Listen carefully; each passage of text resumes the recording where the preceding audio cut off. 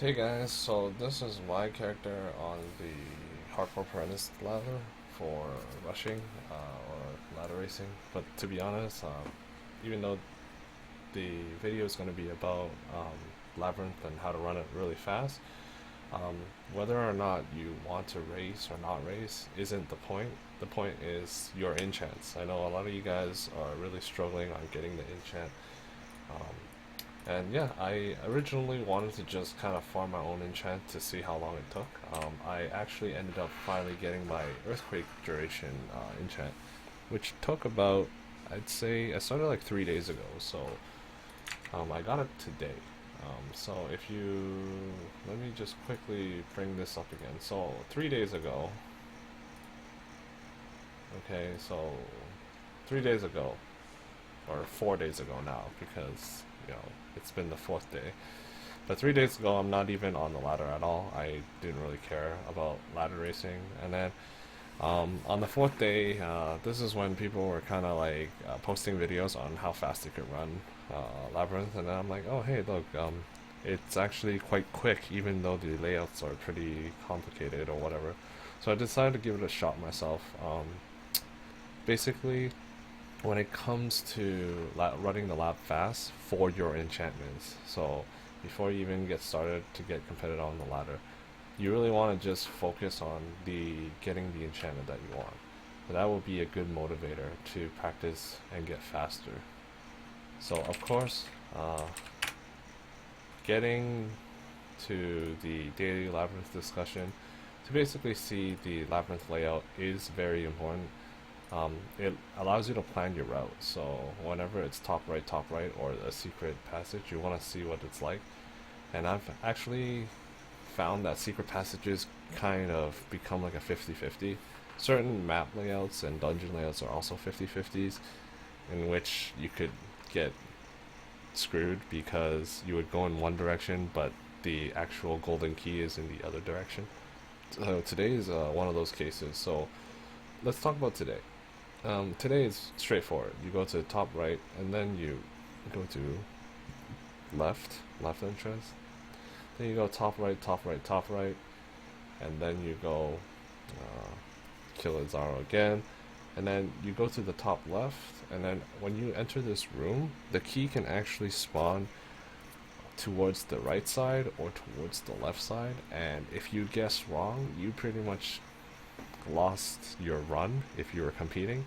But regardless, it's only about a 20-second loss. So right now I'm averaging about like 4.5 minutes per run, and I'm not even really going too serious about it because I don't have run walk boots, and I mean, all I really use is a weapon swap with Brightbeak main hand and a 3 green prismatic eclipse.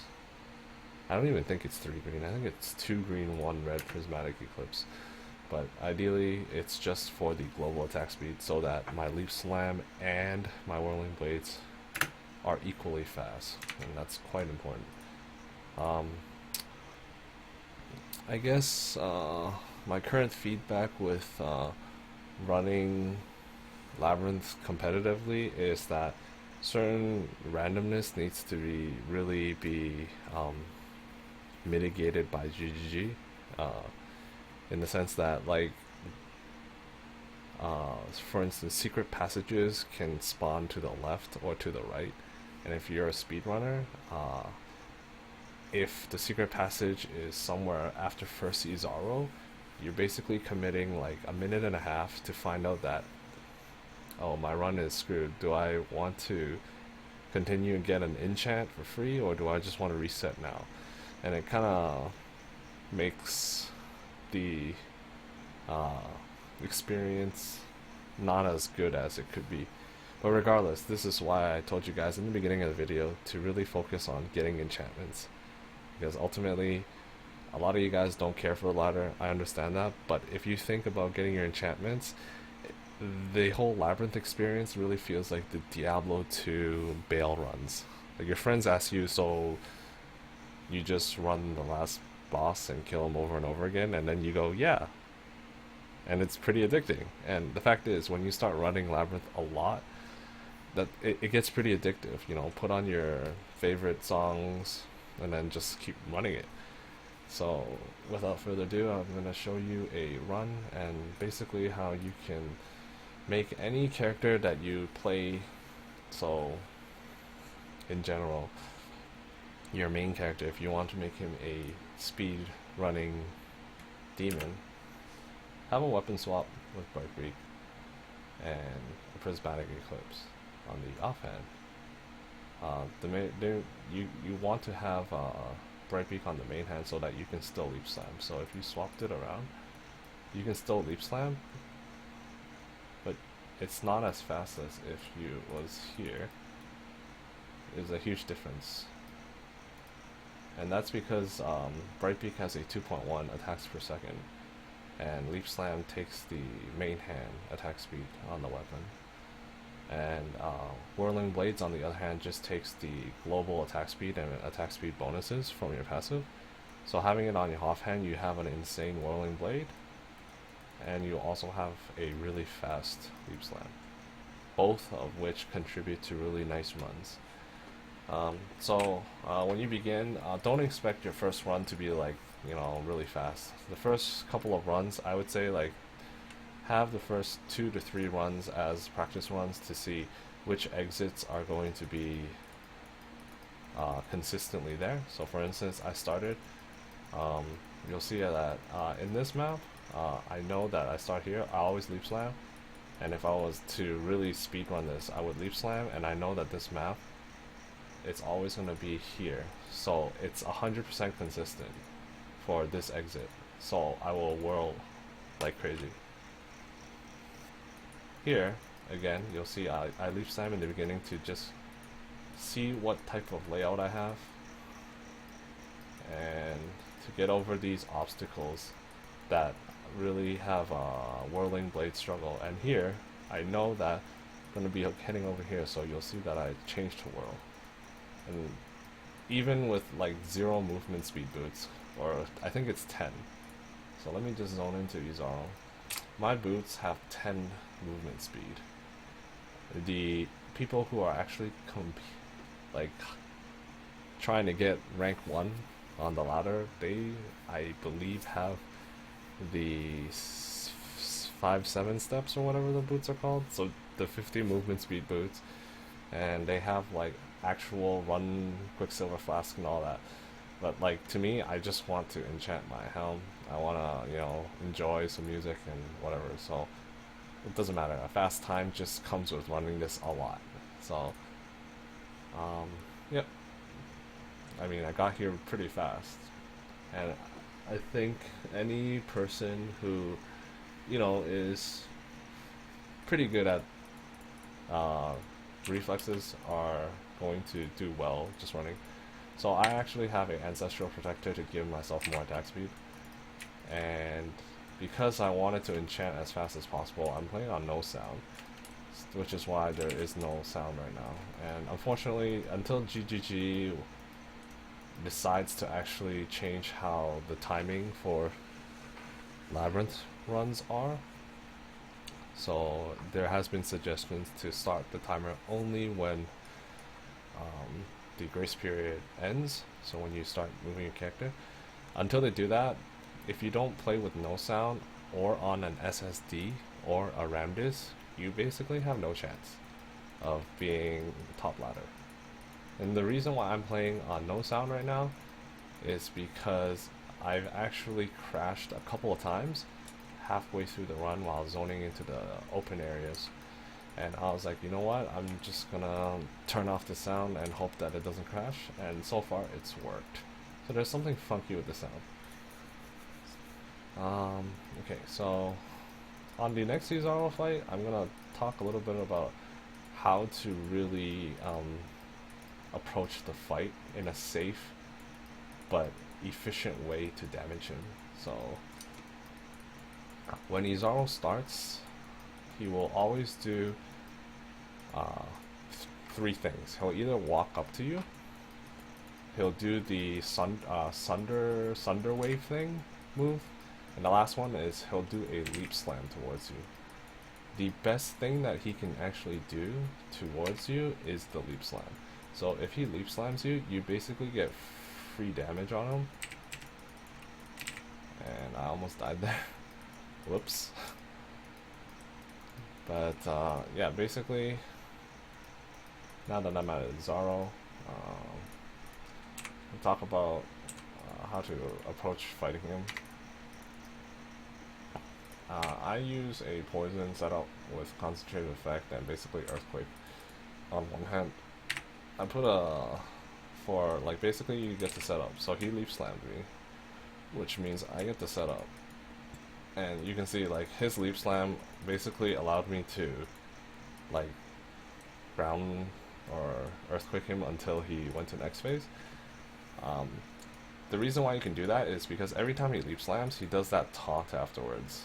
So when you're standing here, or like whatever objective you want to do, let's say I put my ancestral here to put the bleed on him, and then I press the thing or do whatever I want, and then he leap slams, I will just counter leap slam, he'll miss me, and I will be shifting him basically until he goes to next phase because he's going to raise his arms after. Very rarely he'll do an auto attack on you after a leap slam, but he does the taunt so consistently that even if he does an auto attack, by the time he does it, I will have already put him into the next phase because I would already bring his life down. Now, if you can't do what I just did, like you're lacking damage, then I suggest building some character that can one-turn him, like one-phase him. It speeds up, like, it just makes your enchant runs a lot more smooth. And if you're going to be competitive with the ladder racing stuff, it's quite important. So I haven't been actually doing the runs like I would normally do it because I've been trying to focus on the video. But normally I would, in certain areas where I'm confident that I know the layout, I will actually swap to the Bright Beak setup that I have, and I will be whirling and basically leap slamming at like right here. I know that that's the thing, so whenever I feel like I'm confident that the layout is something I am consistent and I won't get stuck whirling against the wall, I will just whirl, and if I'm not confident, I will leap slam, because leap slam goes over certain obstacles.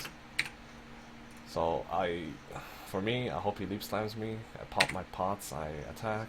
If he leap slams me, no he didn't, so I'm just gonna go over here, and he's dead. So if he did leap slam me, he would not have hit me even once. I would have literally went like this, he leap slams, I go over here, and then he would have died, like that. This is also, how do I mention it, like for today's buffs, so today was fonts and frenzy charges. Certain times, like for instance, if he has conduit and the golems, you have to be very careful because when he has, I think that was yesterday, conduits plus golem, I actually had to go play extremely safe. And why? It's because when he has like a double buff like that, you can actually die. I got hit for 4.5k damage because I misplayed and he slammed me for that. And if it was a crit, I would have probably died because I didn't get shocked or anything, and I don't have an anti-shock pot. So if it's a double buff Izaro and you're playing on hardcore, be extremely careful of and do not get hit by the charge up slam.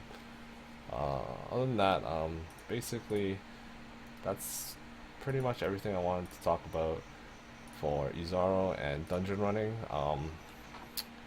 If you do it enough, it feels like running Bale, D2 Bale runs, if you guys are that old school like me. And, ooh, this video is pretty awesome. Thank you for watching, and I hope you guys actually give this dungeon running a try.